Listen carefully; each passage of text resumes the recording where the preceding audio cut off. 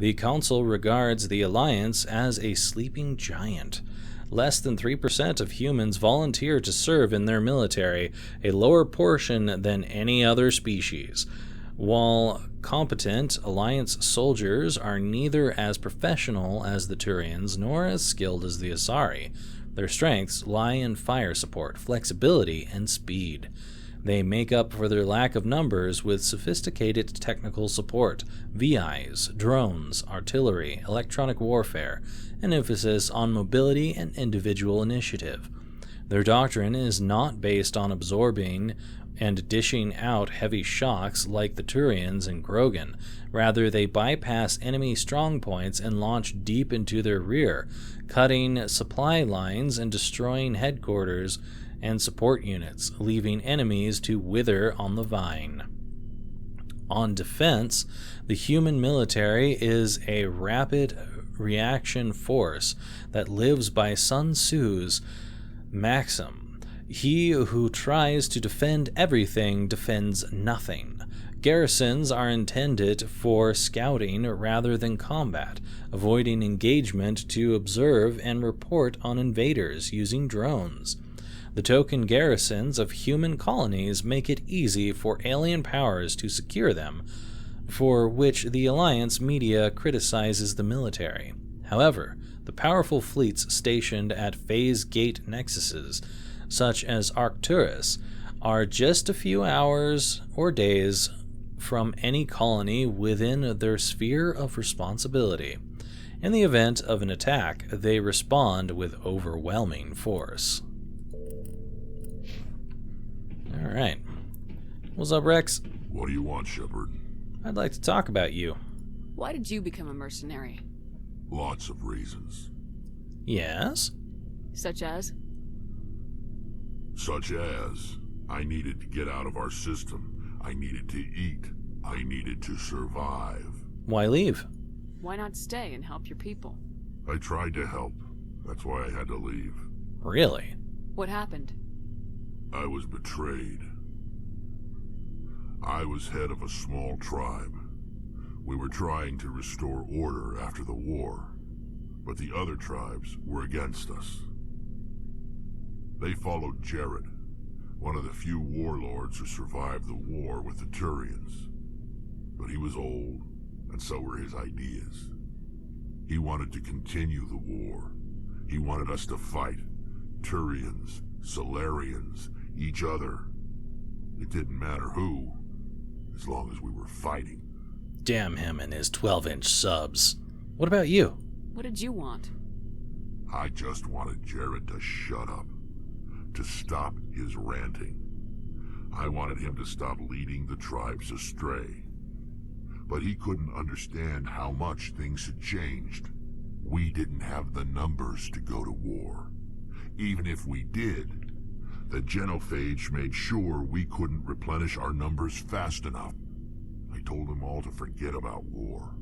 We needed to focus on breeding, at least for one generation. And for a while, we were getting through. Some of the tribes started coming around. What about Jared? I take it the warlord didn't appreciate that. No, he didn't. He arranged a crush with the tribes. A meeting on neutral ground. He wanted to talk. We met at the Hollows, near the graves of our ancestors. The skulls of our dead laid bare to remind us where we come from, and where we all go. It's as sacred as any Krogan place can be. Violence is forbidden. And you went? Sounds like a trap to me. You must have suspected as much. I did. But when your father invites you to a crush, well, there are some laws that even we hold sacred. Your father? Jared was your father? He was. Until that day. We talked, but we didn't get anywhere. When it was clear that I wouldn't join him, he gave the signal. His men leapt from the graves of our ancestors like Krogan undead. The few that were loyal to me died quickly. I escaped with my life, but not before I sank my dagger deep into my father's chest. That is why I left, and that's why I'll never go back. So, can you tell me anything more about your family? You must have family other than your father. Don't you miss them? No. Now that I have my family's armor again, there's nothing left for me. Alright. Well, I gotta go. So long, Rex. Sheppard. Let's see, we got some more stuff about non-console races, specifically Krogan culture. The harsh Krogan homeworld conditioned the Krogan physiology for toughness.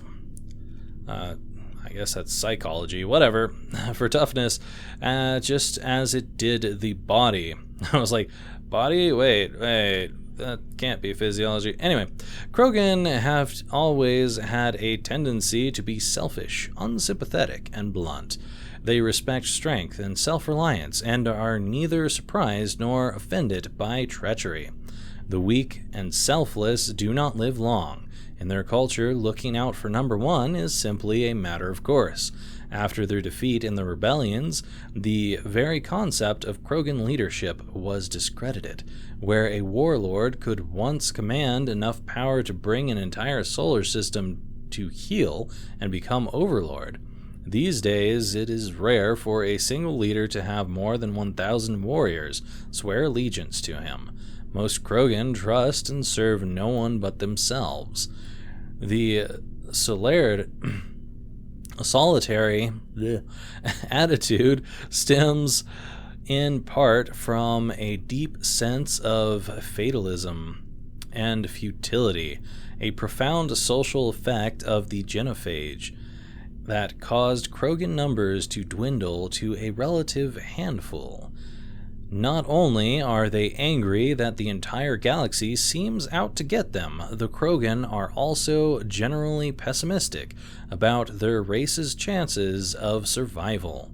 The surviving Krogan see no point to building for the future. There will be no future. The Krogan live with an attitude of kill, pillage, and be selfish, for tomorrow we die.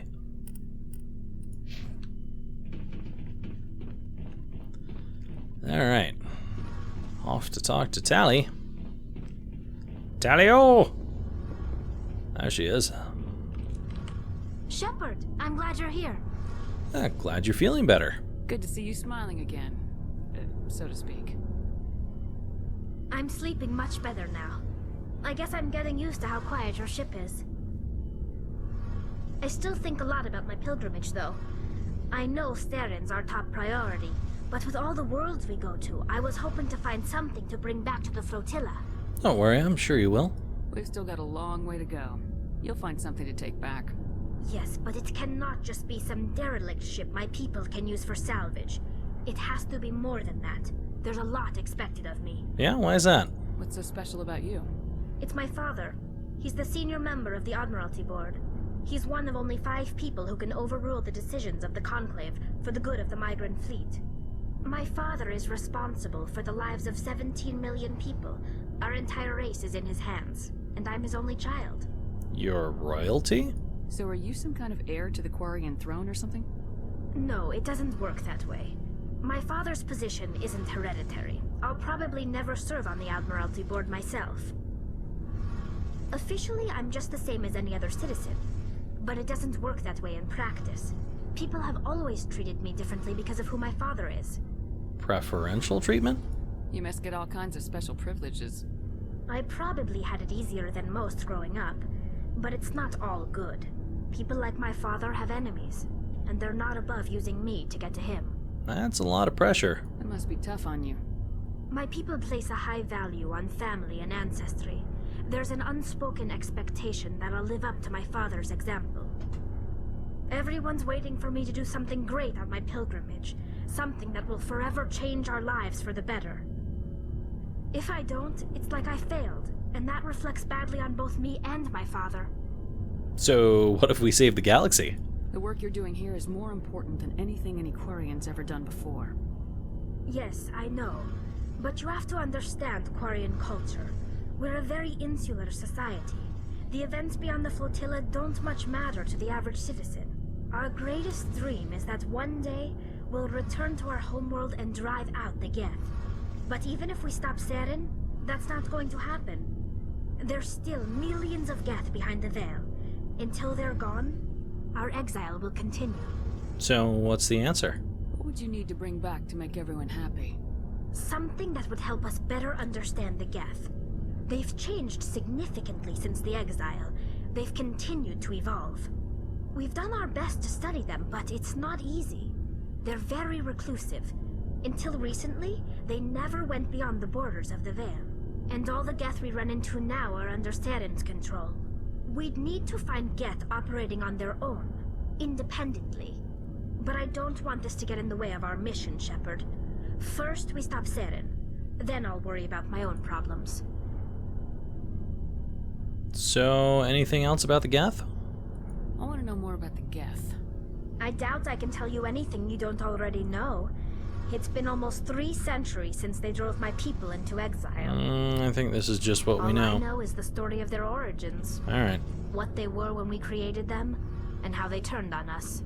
let's change topics. I want to talk about something else. Like what? Let's talk about your father. What was your father like? It wasn't easy growing up as the daughter of one of the Admiralty. Even before he joined the board, he was a prominent figure. People looked to him for leadership. He had to set an example, and he expected the same of his daughter. Plus, he was pretty strict, a military man through and through. He never allowed me to settle for anything less than excellence. As a kid, I sometimes felt like he was pushing me too hard. But now I'm old enough to appreciate what he taught me. The world doesn't owe us anything. If we want something in life, we have to earn it. What about your mother? Where was your mother in all this? Mother was around, but she always seemed to kind of blend into the background. Almost like she was overshadowed by my father. He tends to do that to people. She passed on about 5 years ago. Some airborne virus that swept through the fleet. Happens sometimes when the filters start to break down. I think my father took it pretty hard. After she was gone, he became even more focused on his work. I think that was his way of dealing with the grief. Yeah, were you close to your dad? I feel like we might have gone through this already, but I'm just going through it because we did just talk about her dad a second ago. Sounds like a tough upbringing. You don't resent your father at all? Like I said, it wasn't easy. My father's not the kind of person you bond with. And he wasn't around all that much. Too busy. People counted on him, and he took his duties seriously. Even when he was around, he always seemed a bit distant. Like his mind was always somewhere else. Come to think of it, I can't ever remember seeing him smile. Not once. It's like he was always weighed down by all that responsibility. I mean, I know he cares about me, but he never really showed it, not in the usual way. I guess the best thing I can say about my father is that I respect him. Well, let's change topics. I want to talk about something else. Like what? To me leaving. I should go. See you later. Alright, got a few things to look at. Some non-console races stuff. Law and defense for the Quarians. Although the Conclave establishes civil law much as any planet-based democracy, enforcement and trials are more unique. After the flight from the Geth, there were few constables to police the millions of civilians aboard the fleet, so the Navy parceled out Marine squads to maintain order and enforce the law. Today, Quarian Marines have evolved training and tactics akin to civilian police, but remain adept at combat in the confined spaces of a starship, and fully under the command of the military. Once taken into custody, the accused is brought before the ship's captain for judgment. While the ship's council may make recommendations, tradition holds that the captain has absolute authority in the matters of discipline. Most are lenient, assigning additional or more odious maintenance tasks aboard the ship. Persistent recidivists are accidentally left on the next habitable world. This practice of abandoning criminals on other people's planets is a point of friction between the Quarians and the systems they pass through. Captains rarely have another choice, with space and resources at a premium. Supporting a non-productive prison population is not an option. In the early years, many Quarian freighters were armed and used as irregular privateers. Civilian ships still show a strong preference for armament, making them unpopular targets for pirates. Though they have rebuilt their military, there are still mere hundreds of warships to protect tens of thousands of ships. The Quarian Navy follows strict routines of patrol and takes no chances. If the intent of an approaching ship can't be ascertained, they shoot to kill. Quarian religion. The ancient Quarians practiced ancestor worship, even after abandoning faith for secularism. Quarians continued to revere the wisdom of elders.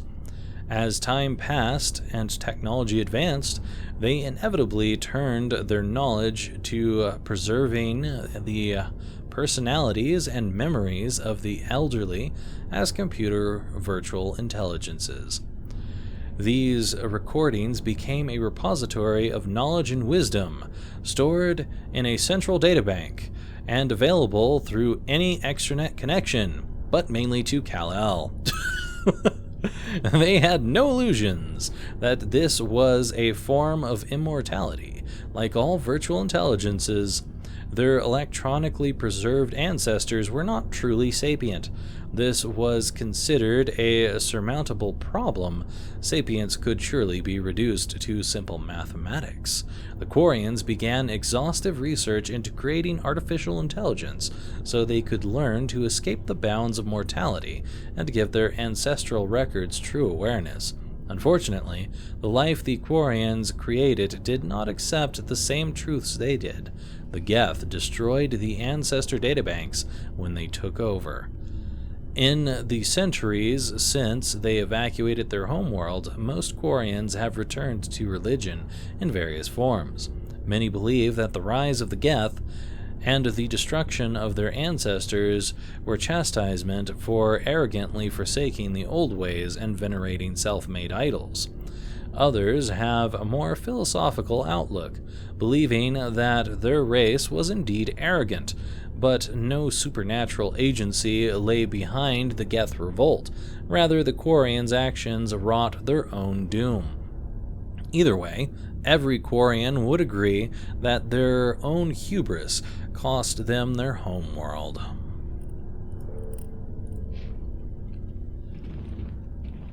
Let's see, how close are we to the next level? Not too terribly close, but we're getting there.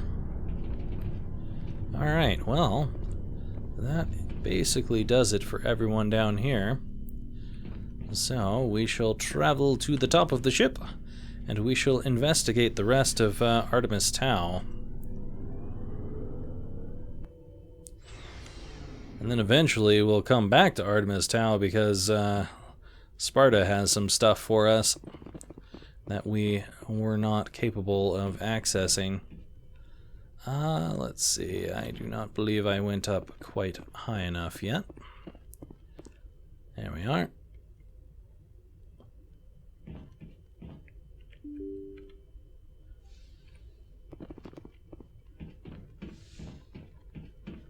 Alright. Let's check out what we've got going on in the rest of Artemis Town, shall we?